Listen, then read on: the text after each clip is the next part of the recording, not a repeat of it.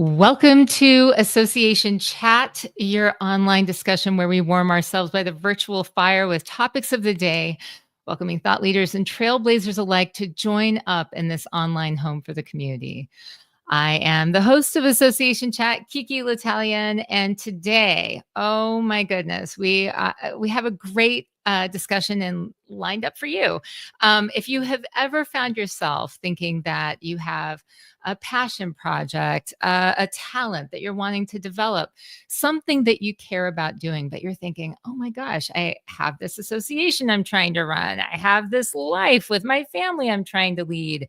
I'm trying to do all of the things. How can I bring it all together? Well, you're going to enjoy today's guest. We have Dominick Mondi, who is an association executive who has done all of these things that we're talking about, who is leading his life, who is running an organization, and yet he's managed to come up with this debut novel. It's okay. Your mom just died. So, fictional novel. We want you to know that Dominick's mom is alive and well, but here we go. Welcome, Dominick. Thank you for coming and talking about this today. Oh my gosh, I'm so glad that we're doing this. She will appreciate the fact that you let everybody know that she's doing well. She's I did get a alive few and questions well. like, I didn't know your mom died. She didn't. It's fiction. I know. I know. And, I was thinking about, as I was promoting this, it was like, obviously because of what your character is going through in this, what the protagonist is going through, it's like, ideas about how grief interacts with life's trajectories and all of this stuff. That certainly has its place in the book, and we'll talk about that. But I too, I think I recently lost my mom earlier this year. And I think some people were thinking, this is KiKi's bereavement episode. This is what this is going to be. I hope not. But today we're going to clear that up and really talk about your process. So what I wanted to do was I wanted to go into what went into the creation of this. And really your book, It's Okay, Your Mom Just Died, is funny. It's heartfelt. What inspired you to explore these themes and to go into the, how did this happen? Your mom's alive. So we know Right. that wasn't the inspiration. So a couple of years ago, maybe about 2 years ago, I've always enjoyed writing, right? We all have hobbies and writing is something we do for a living as an association executive. You write policies, you write emails, you're revising bylaws, sometimes you're writing press releases. I mean, just that practical aspect of writing is part of our lives. But I've always enjoyed it more creatively than that, writing poetry or song lyrics or short stories or spoof Onion style articles when something happens. It's just for fun. And I got sort of pressed by loved ones in my life, like, you always talk about it, you always do it, you should try to do the next thing, like just for you. It wasn't like, hey, go be an author. It was just, why don't you try writing something longer, and sometimes that encouragement is what you need to move a little. So the inspiration for this particular book came from an exercise, really, I wrote the first 3 chapters of probably 5 books. Like, no, I don't like that. Oh, that doesn't stick. Starting to get a sense in your more thematic sense of, I'm going to write something personal. I'm not a science fiction writer. I'm not a genre, specific person in what I read or I consume, more or less what I write. So I started working through this idea, and really when the beginning of it, chapter 2 was chapter 1 initially, and I just wrote this scene of this guy getting fired, but being very ambivalent about it, and started to sort of put this character together of someone who's sort of very much in the world and yet socially isolated by his own will at the same time. And it kind of evolved from there. And I sort of just kept writing. I needed an inciting incident. I always enjoyed a good father-son story. And so the death of the mom was a great way to sort of create that dynamic. And then the story sort of evolved from there. I mean, I have to say, I just admire the fact that you have been putting obviously a lot of thought into making the writing happen. I am one of those people that writing for me is super important. I do a lot of it for work, but it's definitely something that's been a passion of mine. I write poetry. I used to do it a lot and won awards for it back when I was in college. And then over the years, I've let it go. And periodically we'll think, we'll try to do a little bit, get started on something like you were talking about, and just let it go. So to me, talking with you right now, I'm both inspired, but I'm looking for the motivation and sort of the secret key to like, how did you actually turn the corner to completing something and making something like this creation come out into the world? And I also tracked down some of your other writing. I know that you have a website, Really? Uh-huh. right? A website where you post like poetry and different things like that. And so, like, all of this time you've been sort of building up, did this feel like something that was this mounting, like, I'm finally going to do it? This time it's for real? Like, I don't know. Like, So were you with fighting with yourself? a lot, because it's not an easy process to get over the finish line, especially when it's your side project, passion project. And the writing is a creative outlet for me, and something that it's a great way to keep your juices flowing, and take a break from stress, and like, just whether you like to cook, whether you play music, whatever your thing is, right? And the further I went down the line, I hit a lot of roadblocks, a lot of stopping points where the whole thing would sit for a couple of months sometimes. Extra busy at work, or it's a holiday season, or you just hit a block with it where you're like, this is feeling too much like work and not like an outlet or whatever. Um, the the way that it got done was by not being afraid to do that, right? Hmm. To go back to it. We deal with urgency in your personal life all the time. If you have, especially if you have kids, and just the demands, a house, whatever those demands are, and then you deal with deadlines all the time at work that are, whether they're self-imposed or not, are, they have to be met. There was no pressure around this. Um, I didn't have to do it at all, and nothing lost, right? But I had enough people around me reminding me, like, hey, what's going on with Mitch, which is just what we say, or and my own desire. The further I got, the more motivation. It's like, you're this far, keep going, but not being Yeah. afraid to say, I don't have time for this right now, put it on the side, and learning.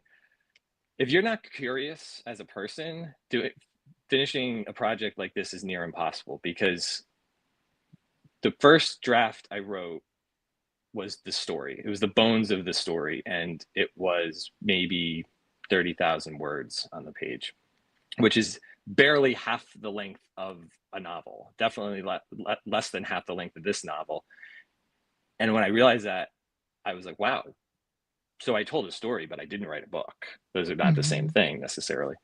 And that was a little daunting. So then I started adding, and then you got to learn about editing, and then you got to learn about the requirement, and so it's a lot of learning, and you've got to be curious enough to want to not just do the creative thing you're doing, but learn about it, learn about the Hmm. process, learn about the industry that you're now a part of, whether you want to think of it that way or not, uh, and not putting pressure on yourself to do it, because it's not your job, it's not your Right. family, it's that third thing. And if you're not enjoying it, there's really not a lot of reason to do it. Well, and that's the part that I think is really important for people to sort of hook on to, because for me, I think that one trap that I often fall into is when I start to think about writing, I think about, even though I'm drawn to poetry, I'm drawn to fiction, I spend Mhm. a lot of my time, as you know, because of the book club we're both in, Sure. Yeah. I spend a lot of time reading nonfiction, but read everything. And I, I will, I can imagine that the argument I would make as a writer would be, I should put my time into creating some book of nonfiction that's going to, or, that's going to be like a business book that's going to support my thought leadership and what I do for my career or something, like I'm going to make the most out of the time that I'm spending in this thing,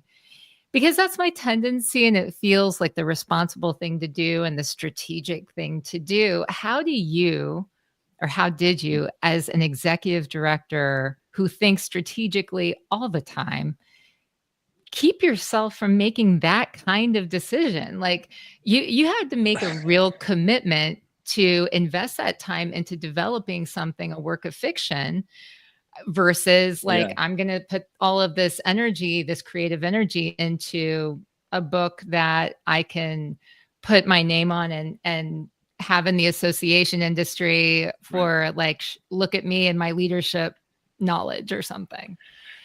And that's a really interesting question, because it's still I still wrestle with it.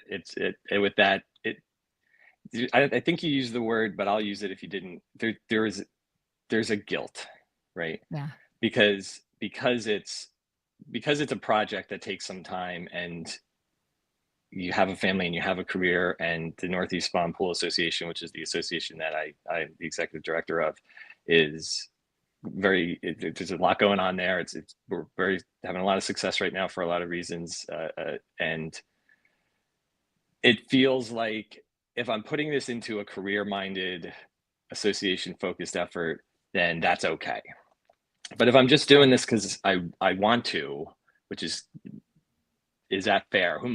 Every time there are plenty of times where I'd be working on it, and I don't mean just the fun writing. I mean like reading it for the 5th time on edits and still finding mistakes, and it's arduous. And going, is this where I should be putting my time? But that's when we talk about work-life balance, as in general, not just in the association world. You have to remember that it's important to feed yourself, right? And that guilt comes from a good place. It comes from a passion for your career. It comes from a commitment to your organization. It comes from a love of your family. It's real for good reasons. But I always use that analogy of when you're on an airplane and they tell you, make sure you put your mask on before you help anybody else. Mm-hmm. You've got to make sure that I'm still convincing myself this is the right thing to do. I believe it, but for all those reasons I just said, it's hard, yeah. Right? That you have to allow yourself to be creative and relax, and whatever that means for you, so that you are better at those other things. And then let's be honest, we're all storytellers. We whether you're writing a press release, whether you're writing a how-to book on running a board meeting, or whether you're planning a social media strategy, it's all storytelling. It's all putting things in the right order that's going to capture someone's attention and pull them over the finish line. So I tried to keep reminding myself that developing this skill or this passion into something more and getting better at it is only going to make me better in other places. And just because it's not as one-to-one as I run board meetings, so I write a book on how to run board meetings, right? It's still important to be good at what you do, that you develop your own personal passions and creativities. Yeah, I really appreciate that, because I think you've given me the argument for why, if I am improving in all areas of my life because I am doing this, I'm committing to doing this the right way, even if that's a thing that's for me, but it's like the benefit will be across the board from doing that. It sort of lets me off the hook of feeling like, oh, somehow I'm not being responsible in focusing on this thing that, isn't directly supporting my career goals or something like that. Which is very difficult when we are fighting for all of the time that we have. It feels like it's no one ever says that they have too much, right? And so it only feels like we're trying to always find it. So I think that thank you for actually giving me a good argument for why it's okay to commit to that thing, even if it's not the thing supporting my career, whatever it is. The other thing I wanted to ask you though is, it's like, how did you craft that time? How did you find that time? Because, we've got annual meetings, we've got the board meetings, we've got all of the typical stuff, all of the typical family polls. What were the logistics of actually making it happen? Did you have a committed writing schedule? Did you did you have accountability partners? How did you do this? That I can tell you how I did it, but I can tell Okay. you that Yeah. for anybody, it would look completely different because it all depends on how all of those things you just said, all those component parts of your life come together for you. But I filled the gaps between that stuff. So yes, there's annual meetings. Anytime that was a plane ride, that was some writing time, right? Mm-hmm. I would replace a few, hours a week of watching a show or, futzing on your whatever you do in like the end of the day and whatever. And I wasn't afraid to do it in small chunks either. Sometimes it was just write a couple paragraphs and go to bed. Yes, I did have to block when it got to certain points along the way. There were blocks of I need a day. Don't make Mm-hmm. plans for Saturday because I got to work on this. But that was less often. That was normally when I got to a certain point and then needed to put some quote unquote work into it. It's also why it took several years, right? And I think when I do this again, it won't take as long because you learn just like anything else, right? You learn the shortcuts, you learn how to fill those times. But it was a lot of finding those gaps in between everything else. Listening to podcasts about writing while I'm driving, anything that would give me some inspiration or some knowledge that then when I did have a half hour, I could use that. Sometimes the hardest part, again, speaking for myself, but I'm sure some people can relate. The hardest part about any extracurricular is you have the time and you can steal a half hour somewhere, but it takes you the first 15 minutes to kind of reset from wherever your head was and to kind of get back into what it is you're trying to do and get a clear head around or whatever.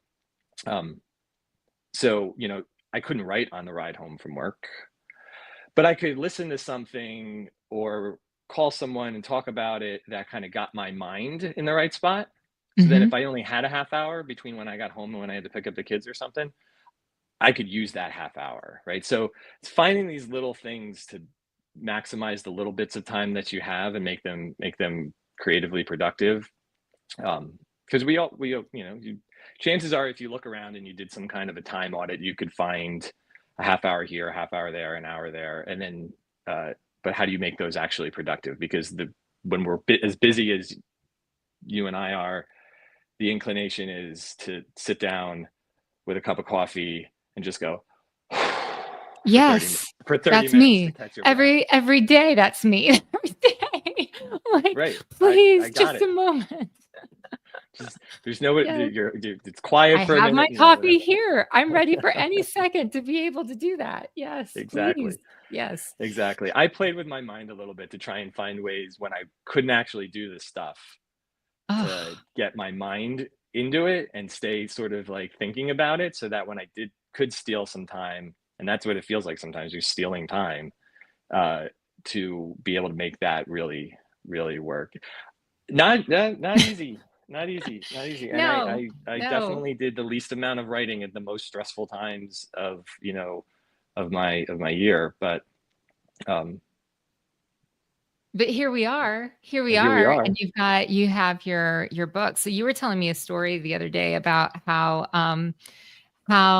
you walked into a Barnes and Noble or a bookstore. I don't know if you said Barnes and Noble, It was Barnes and Noble, yeah. but a bookstore, and you saw someone, a writer who was there signing books, and that it was still kind of surprising to you to think about like, oh, that could so easily be you sitting there. And yet, that idea of, even though you have a published book and even though you've done this work, that we all have this sort of level of, or can have, I shouldn't say we all, but many of us can have this level of imposter syndrome. And so what has that experience been like as you've been working through this idea of, okay, now you've done the thing, now you've published the book, now it's out, it's you completed the effort and it can be sold, and I purchased it myself. Thank you.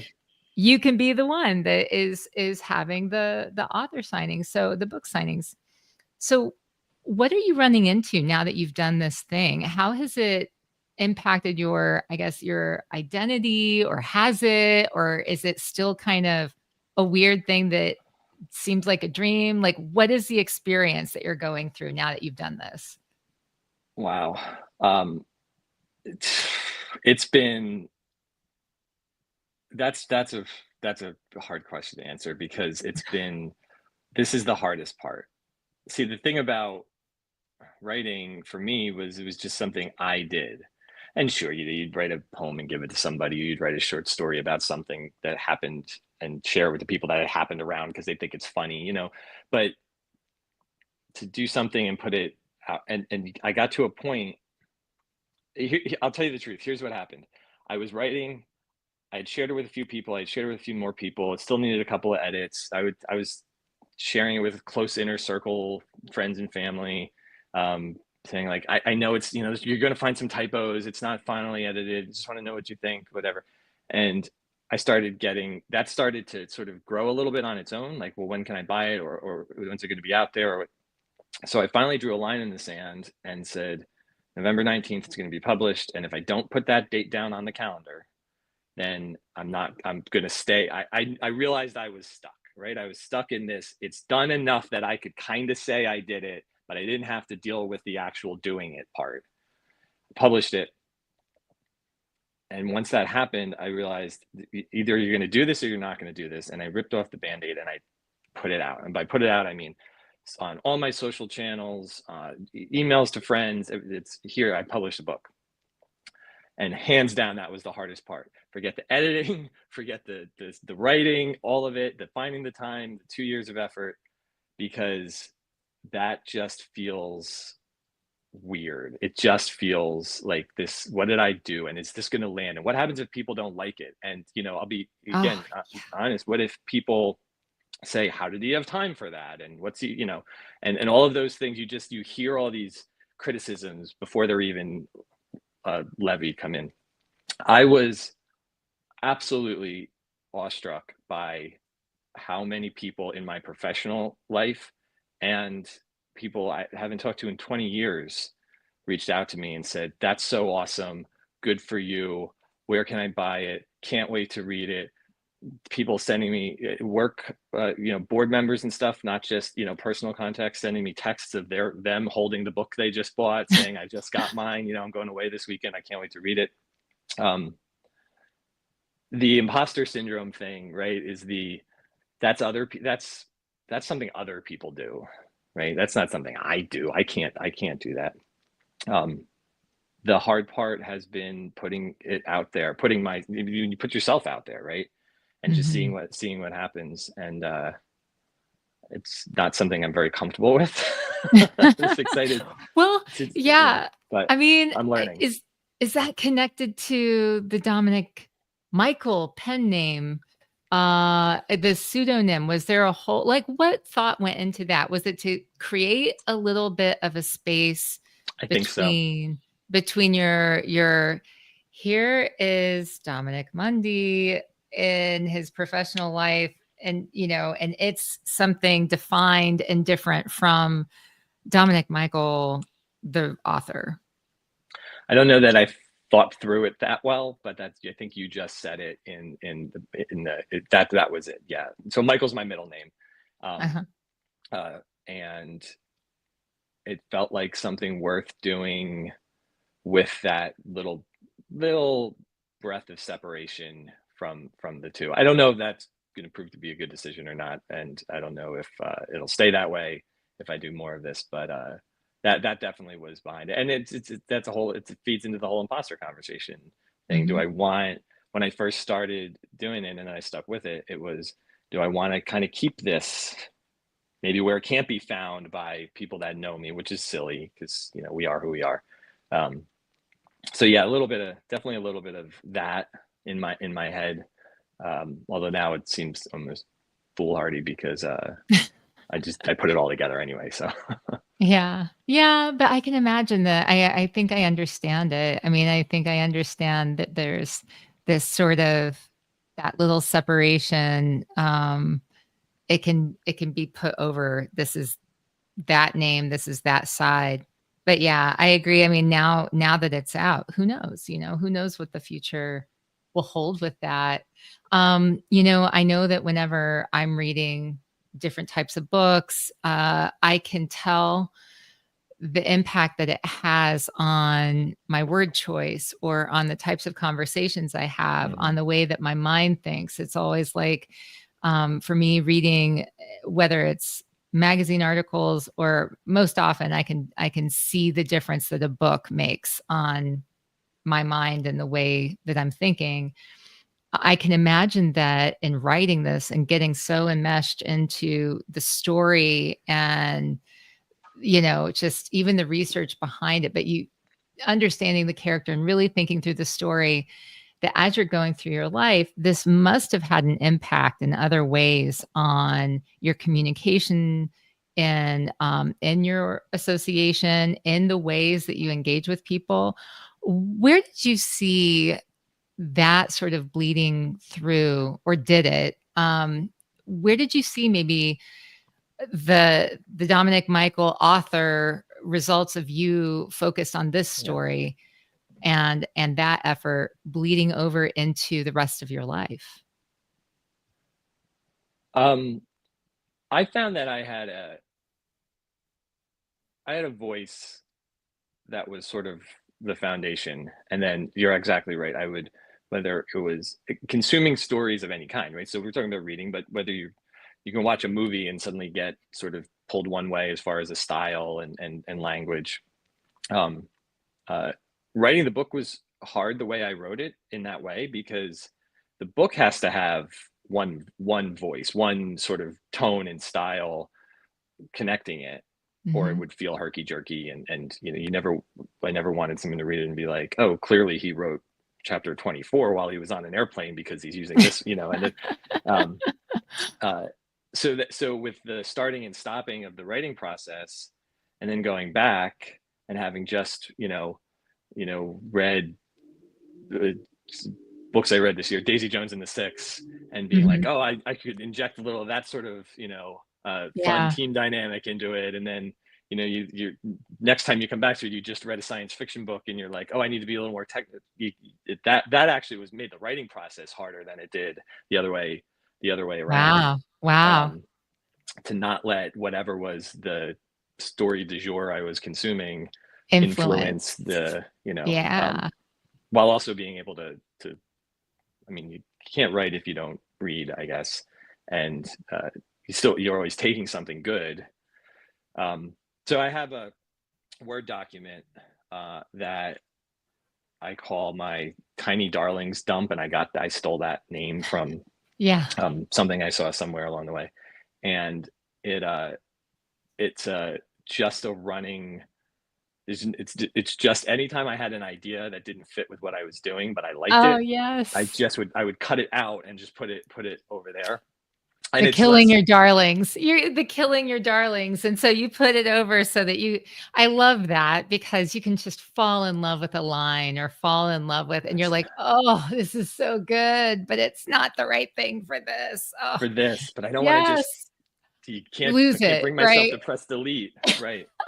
So that was part of how I would just strip Do you those things have it up on away. your screen right now? Can you Oh, bring it up? Could you read us one of I your can. tiny darlings? I probably can. I think I have it right here. Oh, that would be good.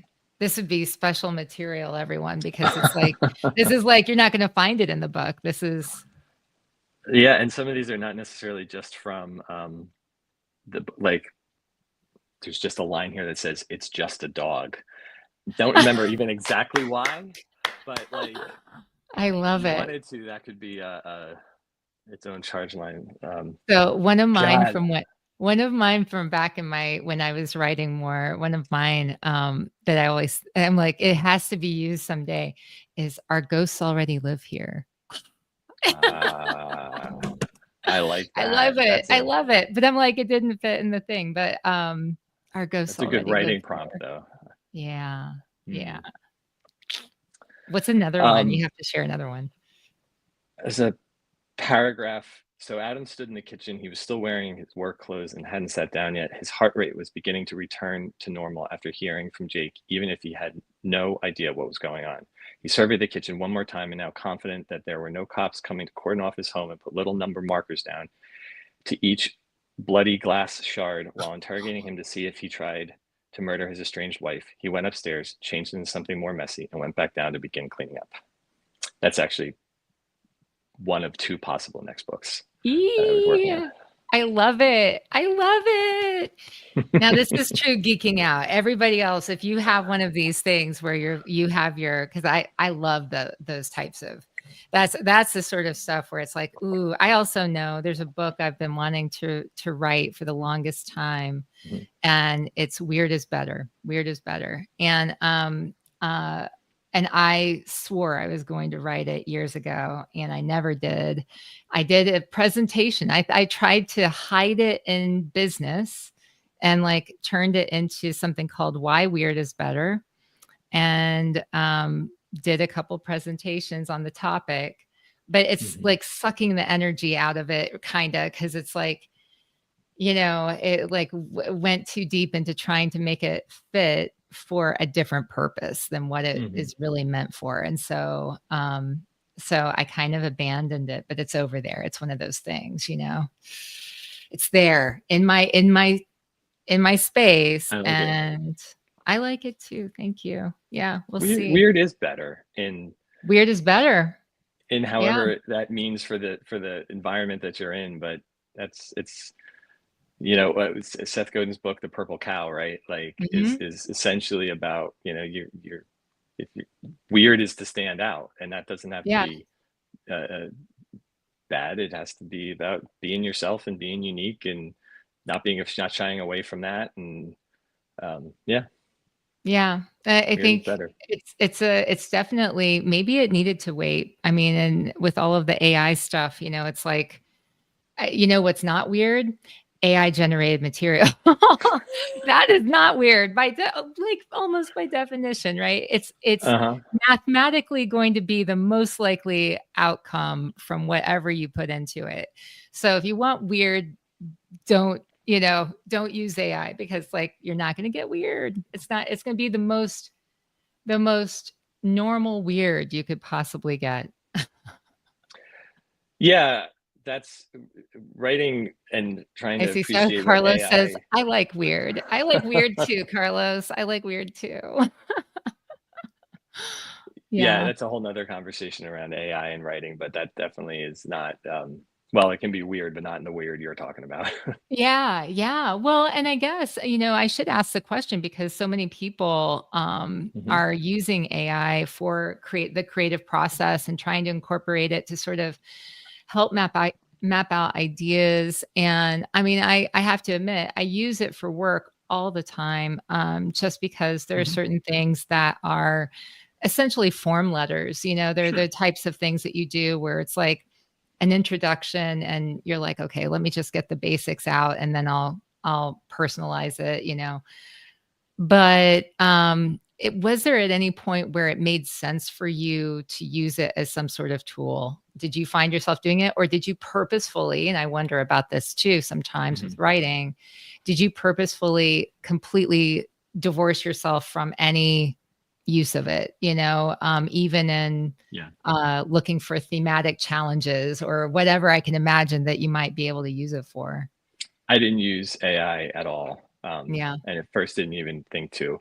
Uh, are there things that it could be useful for to shortcut some of the process? Am I saying I would never utilize AI to help move through certain things, no, but at the I didn't want to, Right. and there was a little bit of pride in that, right? Like I Yeah. wanted to not use it. I wanted to do it on my own kind of thing.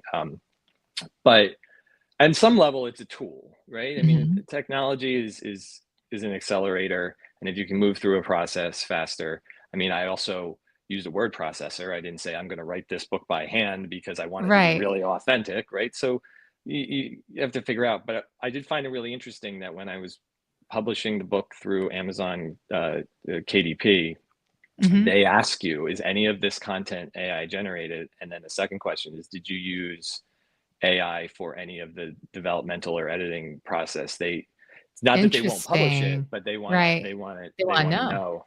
Yeah. So there, and I imagine other publishers and the major publishing houses, from what I've heard, are doing that more as well. Before they'll put, and authors can actually lose some royalty rights if it turns out that they lied about whether or not they used AI Well, for yeah. substantive, I think, writing. I was It's interesting. It's going to be a big disruptor in that industry. I think it will, because I think initially we started seeing a ton of stuff that was being produced very quickly, with the help of AI, and then now as these questions have, come about. Oh, there you are. Yeah.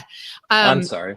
Now as these questions have come about the use of AI with creative materials, I mean, I know that, it's a big, don't put your creative effort that you want IP over into something like ChatGPT, because then, it's like you worry about copyright and that kind of thing.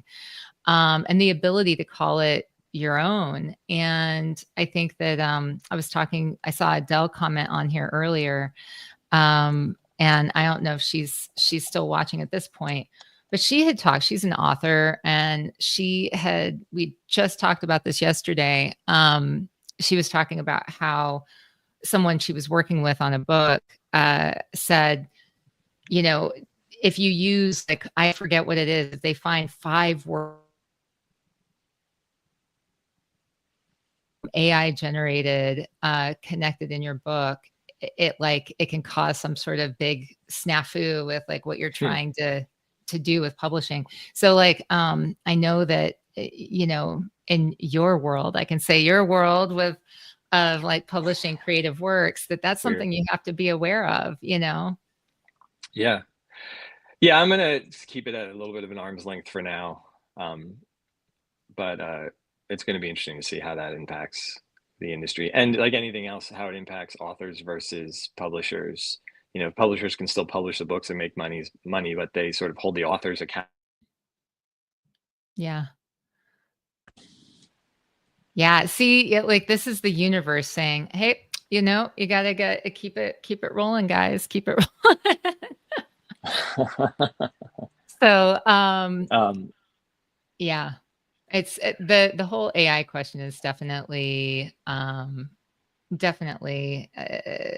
interesting one, and I think that that's something that I'm just kind of curious in the way that we're as a society going to figure out what works and what doesn't work, and I don't know. We haven't been so great about creating boundaries around things, our technology, yeah, as it advances. So, we'll see what happens next. I wanted to talk a little bit about the fact before we wrap up, the sure. fact that you're very involved in your regional leadership with the Mid Atlantic Society of Association Executives, right?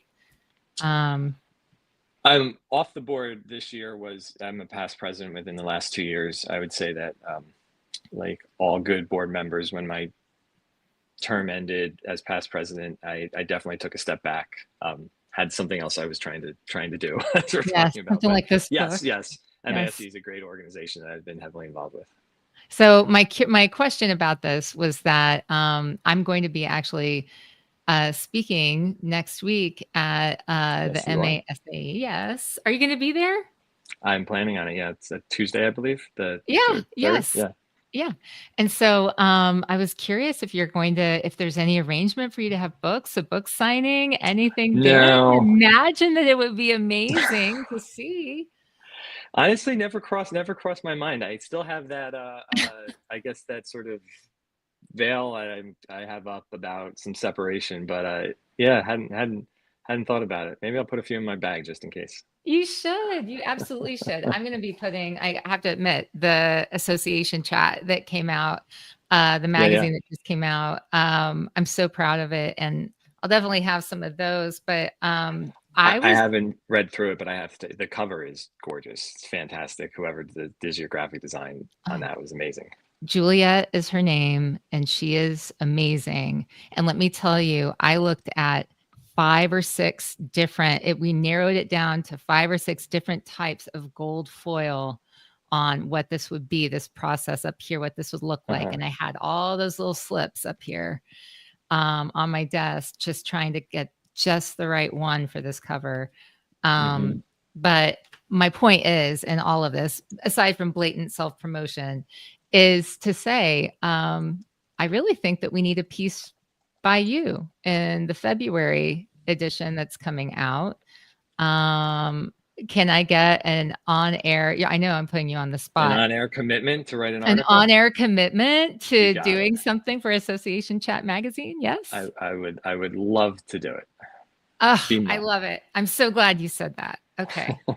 So it's Would have been official, really guys. awkward. Would have been really awkward if I said no, right? It would have been, I would've been like, "Well, okay." I'd try to make you feel good and make me feel good, but, yeah, it's No, just it would be that would be so much a better that couple you'll do ideas. it.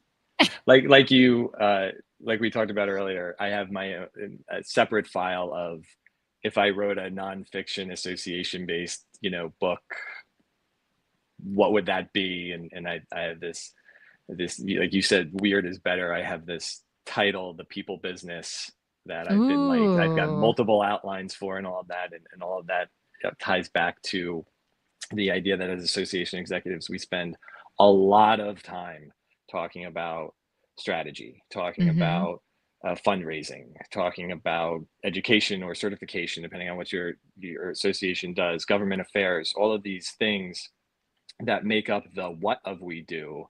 And at the end of the day, to be successful, it's Simon Sinek, the start with why, right? right. So, I say a lot. Start with who. We're in the people business. We've got to get buy-in. We've got to hear not just hear what people are saying, but hear what they're really asking for. Like you've got to know people to Yeah. be your best version and make your association its best version of itself. And so I have this idea of the people business as a talking about the different types of people that volunteer for associations and board dynamics, but all from the people aspect, not the what the bylaws say sort of approach.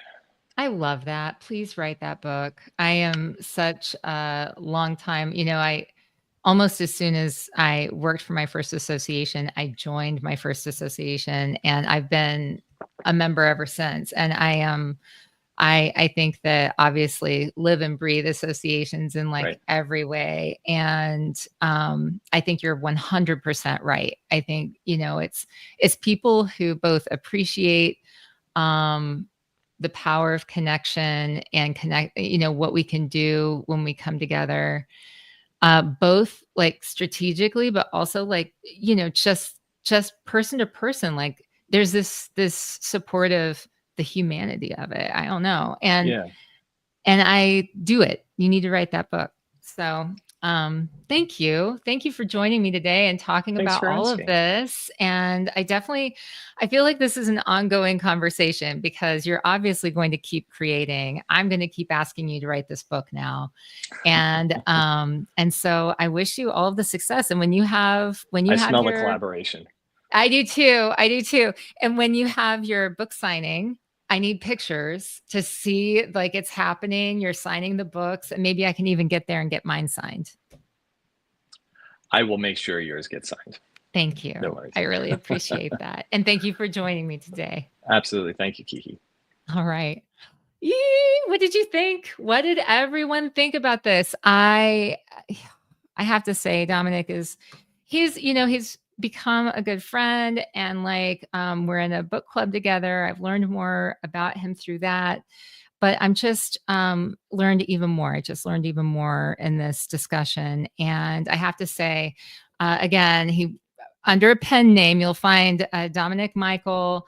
It's okay. Your mom just died. The fiction book. And I just think that you should go out there, get it, show some support, but also be on the lookout because he's crafty. He writes a lot about all kinds of different things, but poetry, you name it.